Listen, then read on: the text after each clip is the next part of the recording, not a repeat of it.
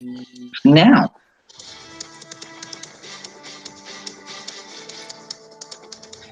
Do your intro. Okay. Hello, I'm David Terry here with CHS News. Today we have presidential candidate Senator Roberto Sanders and a town hall audience of undecided voters. So, first question we have for Senator Robert Sanders. This will come from me. This is questions that have been submitted from Facebook viewers. Okay. So one question from Grover Magner from Iowa. Robert Sanders, what will you do to stop or to help workers that have been affected by automation? Well, that's a great question. I actually have a direct plan to address that serious issue facing our country right now. That plan is the universal basic income. The universal basic income would provide an income from the federal government of a range between $500 and $1,000 a month to every person in the country. This plan, this initiative would lift 40 million people out of poverty, uh, probably more. The estimates are low on that. It would add $4 trillion to the economy.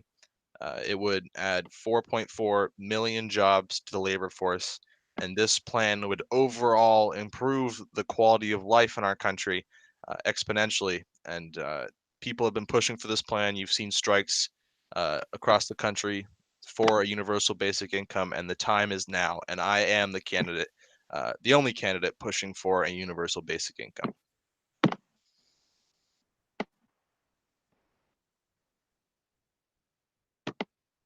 Is that it? Yes. Okay. Yeah. Sorry. Okay. So we have another question from Facebook username Adam Smith. So Adam Smith from Wisconsin, actually. Um, what will you do to ensure that we have a business-friendly environment in America? Well, the universal basic income provides a business-friendly environment by giving that money directly to the people so they can invest it in their local economies and grow the businesses by huge measures, like the likes of which we haven't seen before. So that initiative helps small businesses and local economies a lot. But my plans for small businesses and local economies are not just the UBI. I mean, I'm going to be going to these places, and criminal justice reform really helps these places because a lot of the inner cities and African American communities in our country are disproportionately affected with bad policing and unfair, unjust criminal laws. And my administration would work to not only kind of nationalize the law and make sure that the standard of the law is the same across the country, but it would update the laws to ensure that these racist, unnecessary laws putting non-violent criminals in jail, spending taxpayer money to keep them there, doesn't happen. So, I mean, all of the plans outlaid in my platform uh, are for those people, the small business people, the working families, the uh, community leaders, and they're not for the rich like we've seen in past administrations. And my administration would be very focused on the working class and small businesses. I hope I answered your question. Yes, you did. Now we're gonna take some questions from the audience. Mr. John S. Uberfeld. Um, what is your question? Wakanda forever. So, my question is, well, let me give some background. The healthcare system that we have in real life, not in that, but the healthcare system that we've had in real life has personally screwed me over on multiple occasions. There are some medicine that I need that cost thousands of dollars every month um, because the prices were increased for no good reason at all.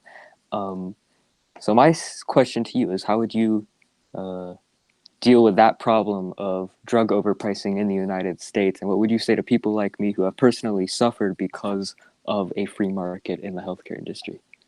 Well, that's deeply sad to hear, and I've campaigning across this country. I've heard many stories similar to that. I've faced that in my own family, so I know that firsthand. I know firsthand how hard that can be on a family. And I deeply sympathize with you.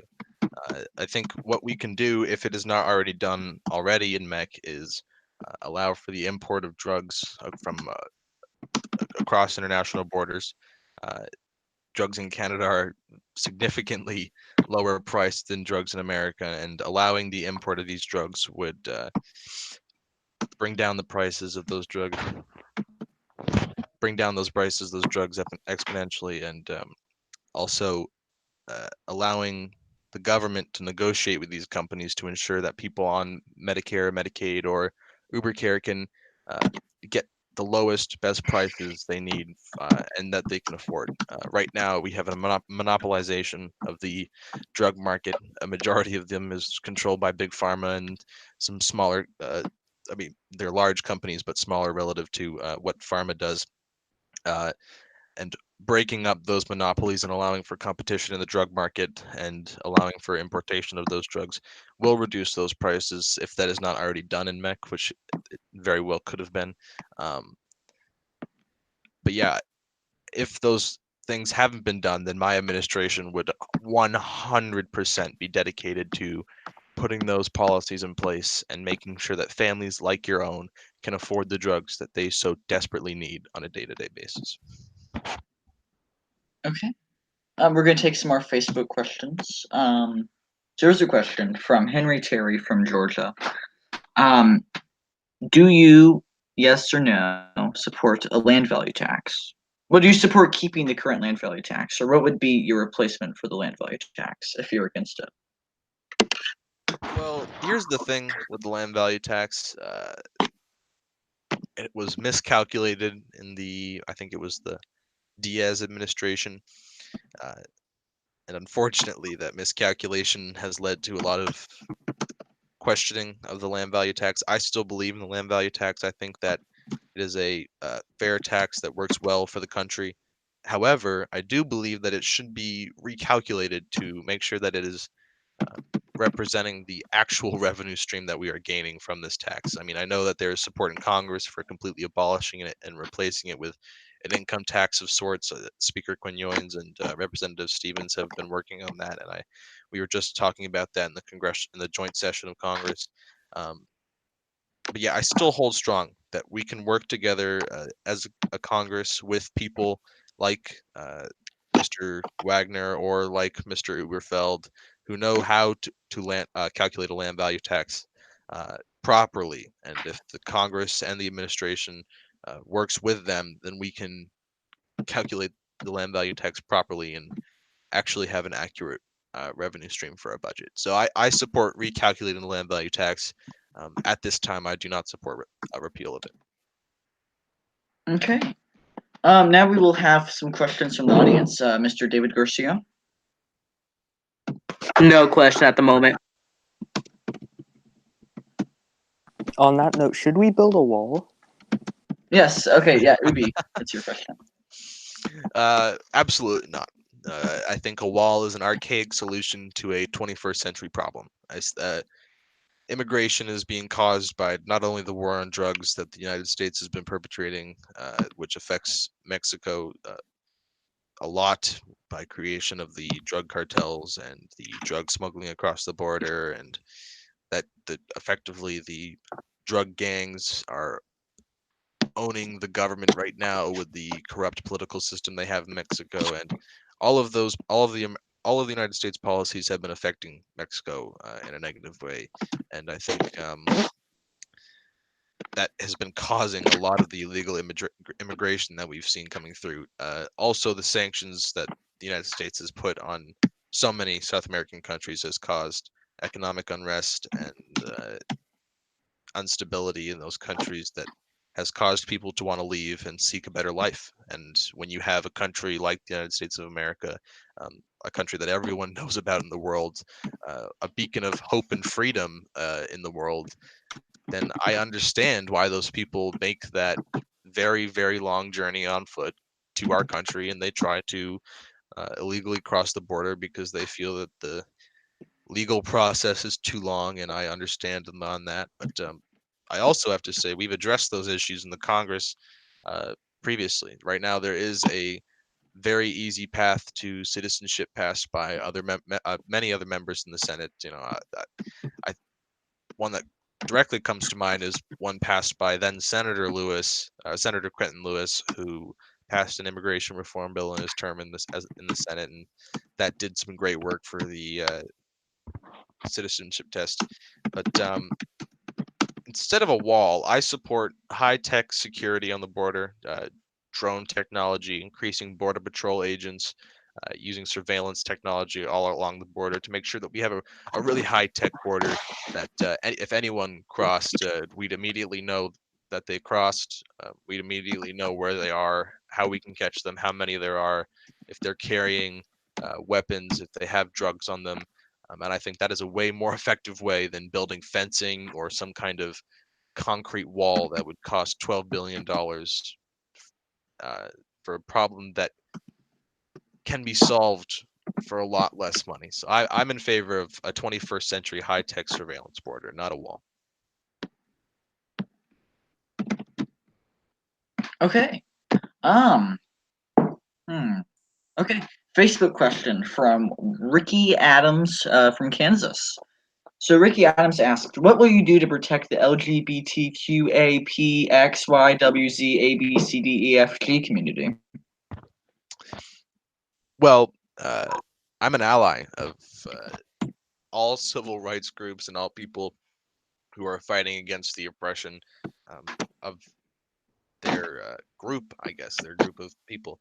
Uh, Specifically, I guess, for the LGBTQ community, I can continue to speak out against discrimination. I mean, the Congress has passed discrimination laws a few seasons ago, and they are strong laws, and I believe in those laws, and I don't think that we need to go any further.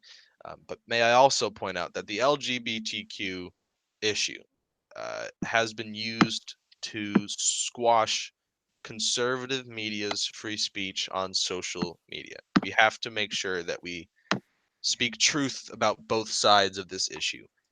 So, as president, I would not allow media companies, if they were found specifically targeting conservative media websites, to ban them from their site simply for using their First Amendment right. Um, I want to be very clear on that. But I also want to protect people's uh, right to be gay or right to uh, be transgendered or believe that you're uh, one of the thousands of genders that are out there, and I think that's an important part of America, and one of the things that makes us great, that you can be anything in this country. So yes, I am going to protect the LGBTQ community, but will I be moving forward with any legislation on that? Most likely not. I don't think I've had any legislation outlined in my platform for that. Um, but I will be actively looking at these social media websites, uh, silencing conservative and extreme left wing websites and accounts on their social media websites. We have to take a look at both sides of the issue. Okay. Does anyone else in the audience have any more questions? What is your sexuality? I am straight, Damn it. or I guess a heterosexual cis male, as the college kids would say. But again, I do sympathize with the gay community and Sympathize how? well, because they've been, I mean, up until On a personal level. well, yeah, I was going to get to that, but up until about 2010, being gay was not something that you could openly say in America or in many parts of the world. It still isn't in many parts of the world, and it's still a challenge for many people in America. I think the fact that these people were silenced from speaking their own truth about what they are as human beings and what they perceive themselves to be is horrid. I mean, it means that we're sticking on to ideals and values that we held in the 1700s, 200 years ago, which I don't think is the social ideals and values from the 1700s, which I don't think is the smartest thing for a 21st century civilization to do. And you see many European countries recognizing that fact and evolving from those ideas and values. But I guess on a more personal note, I mean, I have many friends that are gay, and I've seen them be bullied in school. Okay, wait, can I just pause? Ubi and David just keep on asking Robert Sanders questions. I have to go for a quick second. I see them being bullied in school, and I see them struggling to even stay alive in some cases, and that's really disappointing to me that they have to feel that they are in this struggle. And I couldn't imagine, uh, I, I I couldn't imagine what it would be like to be one of them and have to be subjected to that every day in your school, in your place of learning, which is supposed to be an engaging and uh, sometimes fun place to gain an education as a youth. Shouldn't be a horrible place where all teenagers dread it and they uh, absolutely hate going there, and they have to put that out on other LGBTQ members, and that makes them feel even worse. And uh, so I have seen it on a personal level, and I want to address that in our schools and address the bullying in our schools and our the environment in our schools that we have created with this robotic kind of drilling uh, into our kids starting in elementary school. So I think addressing that issue would fix a lot of the bullying that occurs in high school, and uh, destigmatizing the gay community and the LGBTQ community in our youth would substantially help the people. I mean, the generation coming up right now. Um, so I will be addressing this in my administration. I do definitely personally sympathize with the LGBTQ community. I hope I answered your question, Sean. I mean, like, are you bi-curious? Well, I wouldn't say I have explored that, but I guess. Would you be willing to? Well, I'm not going to answer that, but I Why guess on a not? more biological note, I don't think that, or just a historical note even, I don't think humans are necessarily bound to uh, one gender. I think you So you pretty much what remaining you're as saying is that remaining as you would be able to explore with other sexualities. well. I Yeah. don't You'd want to be- get too deep. Hey, just DM me, and we can talk about it more. I don't want to get too deep into this issue because it's a little personal, but Here, we can have a one-to-one talk about it. Okay, next I'm sure we question. can. Robert. Okay, so this is a question from Chase Stevens from Texas. What will you do to work with what will you do to be bipartisan? Well, I know we are in a partisan era in MEC right now, and I am actually a proponent of that, but I believe that you cannot be 100% partisan. I think for productive politics, you have to be partisan. You have to push your own ideals and values. Don't compromise 100% of the time. But if there is an issue that you can compromise, like infrastructure, which I know that the Republicans and I agree on, like education, which I know that we can come up with a fair compromise on. And I think that we have to be willing to work with them. I mean, I have a good standing relationship with almost every member in the Republican establishment. I have a, a great relationship, I'd say, with the representative from Texas, Chase Stevens, and I would continue. I wouldn't end those relationships as president. I would utilize those relationships to push my agenda and really explain it to them on a personal level to make sure that we can come to a consensus without just bickering back and forth because we disagree on an issue. I'm a pretty calm talker when I'm in a meeting with the Republicans. They usually can sympathize with me to some level, and we've most of the time been able to come up with compromises and agreements bipartisanly with as little bickering as possible. But I think that I would be a bipartisan president. That doesn't really make any sense, but it means that I would be still a progressive. I'm still going to push for the bold ideas I have, like criminal justice reform and the Wall Street speculation tax and ending our regime change wars, while also working with the Republicans on education and infrastructure and a whole other multitude of issues that we can work together on, remaining in that good relationship while also pushing our ideals. I don't think that partisanship necessarily means toxicity. I don't think that it means that we have to be that we have to hate each other. I think partisanship is an essential part in any democracy.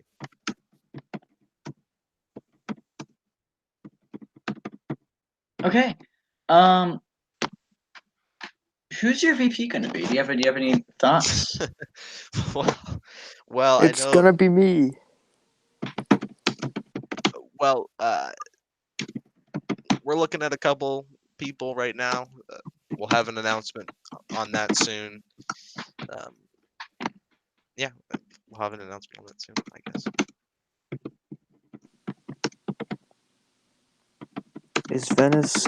Are you going to support regime change in Venezuela? Absolutely not. The Venezuelan push for regime change that is in real life currently being pushed by the Trump administration and the establishment Democrats really scares me. And if we allow two more of these wars to happen, then I believe that this practice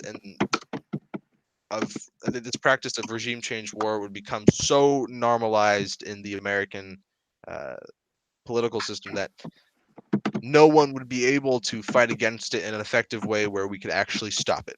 I think, again, speaking in reference to real life here, because that's a more real life question, I think we have to take a stand with Venezuela and Iran right now and speak up as loud as we can. Go to Washington, flood the halls of Congress like we did with Obamacare, and we saved Obamacare because of that. And if we continue to do that, if we continue to badger and annoy our elected officials, they will have to listen. They will have to hear the real facts. They will have to look past their money donations because first priority for them, getting reelected. And we will walk up to the halls of Congress. We will say, if you support regime change war, military intervention in Venezuela or Iran, we will not vote for you again, ever. We will be fighting against you every step of the way in your term currently, and you will be voted out once you're up for reelection. I think doing that would allow the people to actually make the decision on this military intervention. I mean, uh, this same template has been used over and over again. Iraq, Syria, Yemen currently, uh, Libya. Um, I'm blanking, but there are more. The CIA has perpetrated, I think, 80 regime change wars in the span. I think it was 1960 to 1990. I think the study was. It was 84 regime change wars. That's ridiculous. And a Sanders administration would completely end that practice.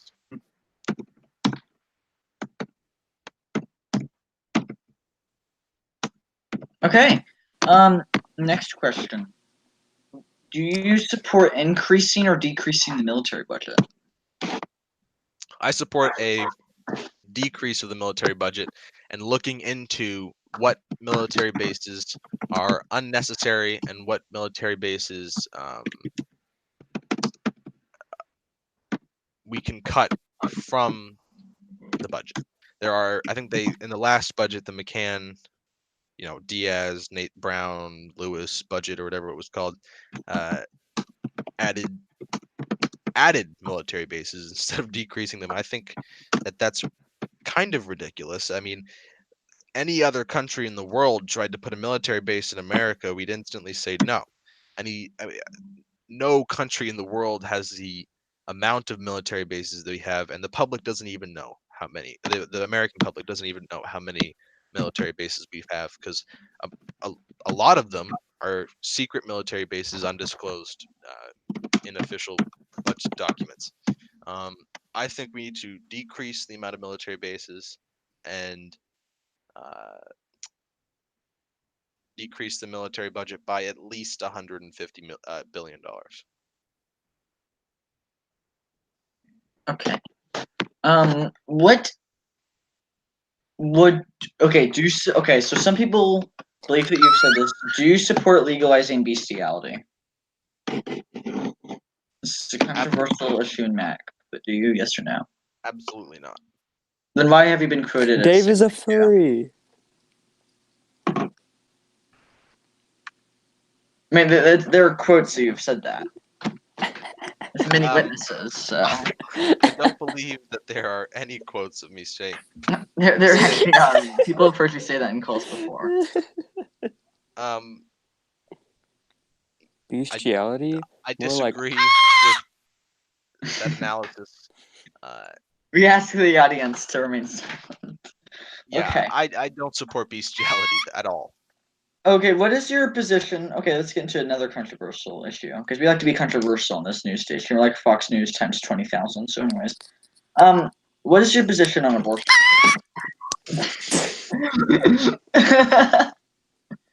I am.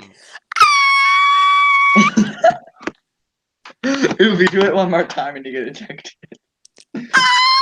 Look at Robert Sanders' talk. I am pro-choice. I believe that it is a woman's choice to decide whether or not she gets an abortion. However, I do support the current legislation in place, the 20-week ban on abortions. I think that's a fair compromise between both sides, and I know that there's a bill up in the House currently, the Heartbeat bill, that would completely ban abortions. As president, I would veto that bill. There's also maybe a challenge on Roe v. Wade in the Supreme Court. I would instruct my attorney general to do everything in his power to make sure that Roe v. Wade is protected and that women across this country can still have the choice to have an abortion. Obviously, I would, yeah, I So pretty much what you're saying is, do you believe that women should have the right audience? Please remain silent. Pretty much what you're saying is that women should have the right to murder their babies.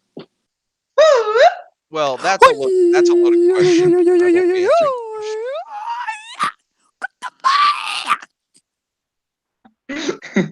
So if as long as something's inside of your body, even if it's a living human, then you should have the right to kill it. Well,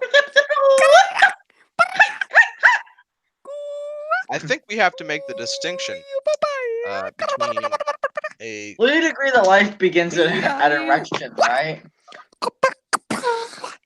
I would not. You would not agree? Okay, that's spam. Okay. Next question. Do you want to keep Ubi Care the way it is? Do you want to replace it? I'm going to be expanding Uber Care. I've already looked at that legislation. I'm going to be working with former President Uberfield. He's actually at the Townhall right now. On possible expansions to Uber Care that we could do that wouldn't bring the budget into a deficit or affect the budget too large. But I will be expanding on Uber Care. Not only currently we had an expansion for dental, vision care, and hearing aids by Representative Tani, and I congratulate him on that. I really applaud him on that legislation. That is phenomenal legislation, and he's done some great work in the Congress. What the exact expansion of Uber Care would look like, the specifics of that, I cannot currently get into that. I don't have a exact plan of what I want to do with Uber Care, but I am running on expanding Uber Care and making healthcare and continue to make healthcare, drugs more accessible and more affordable to everyone in the country. Someone just kicked Adam Evans from the Mac chat. That's besides the fact. Okay. David Sereno Garcia, do you have any questions for Senator Robert Sanders? you? Yes or no? Okay, so if anyone in the audience has any more questions, we're gonna wrap this up. So, does anyone else in the audience have any more questions? Then we'll have final statements. So, Ubi, ask one more question. Um, uh, um. Anything. Oh, anything. Have you ever been to a foreign country? And if so, what was your favorite thing that you did there? In real life or in mech? Yeah, in real life. I have not been to a foreign country I mean, in real life, but I have been to how many? 36 states, I think. And traveling across this country, many people think the United States is climate-wise and weather-wise is very similar, but that couldn't be farther from the truth. I mean, the United States is such a diverse and different place. It's amazing to drive across the country and see the change of landscape and see the change in scenery. I mean, you go from the Northeast and the Appalachian Mountains, where I am right currently, and through the Appalachian Mountains into the Midwest, where it starts to flatten out a little bit more. And then you get into the heartlands and you see the huge storms in Kansas or South Dakota, and then you see these massive tornadoes, and it's just really awesome. It,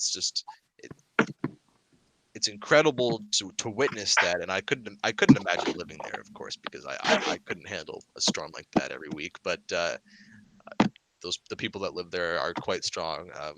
But I do like visiting there, and it's just amazing to see that. And then you go to the West Coast and like Nevada and Colorado with the Rockies, and that's just one of the most beautiful places on earth. You go to Mount Shasta, you can see Oregon, and Oregon and Washington are one of my two favorite states besides New Hampshire, just because of the scenery and the great atmosphere and the I mean, Portland and Seattle are one of my two favorite cities as well. I mean, it's just a great place in the West Coast, and I haven't been to California, but from what I've heard, it's a great place, and I I I am planning a trip to Canada and Mexico in the next year. So I look forward to going. I love to travel, and I like to go to visit places. So have yeah. you ever been to Disney World? No, only one question I gave you. So, Well, Yeah, Robert I well, actually Sanders. I have been to Okay, Disney World. what was your no, favorite? order No, the no, no, court. Dave, stop. What was your favorite thing at Disney World? Well, actually, I like Universal Studios more. I think Disney World's kind of more of a kids thing. The Universal Studios, you should go there once. In Orlando has Harry Potter World and all these amusement park rides, and they're a lot more fun and thrilling than Disney World is.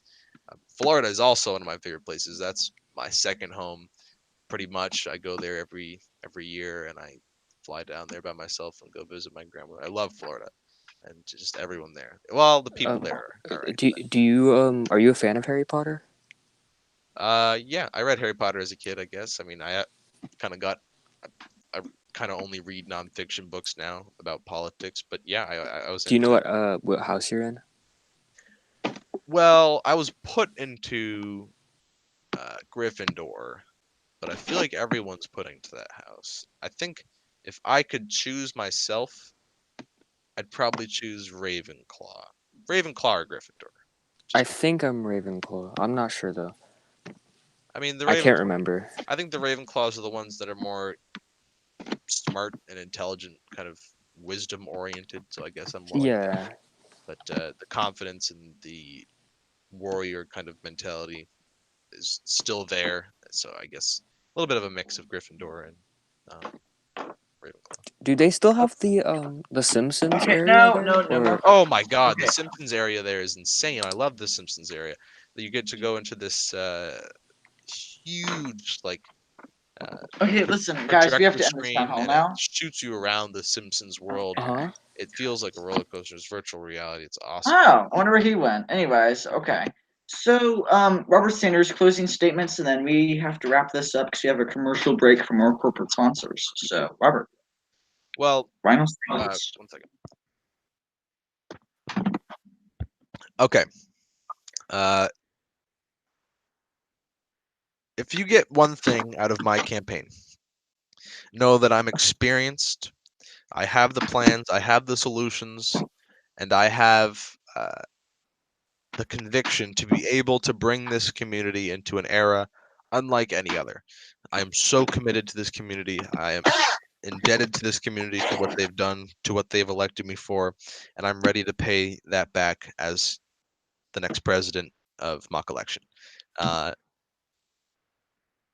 as president, I would work to hopefully reduce toxicity in the community, to work with both sides while pushing my agenda. We're going to have comprehensive criminal justice reform, a universal basic income. We're going to have education reform,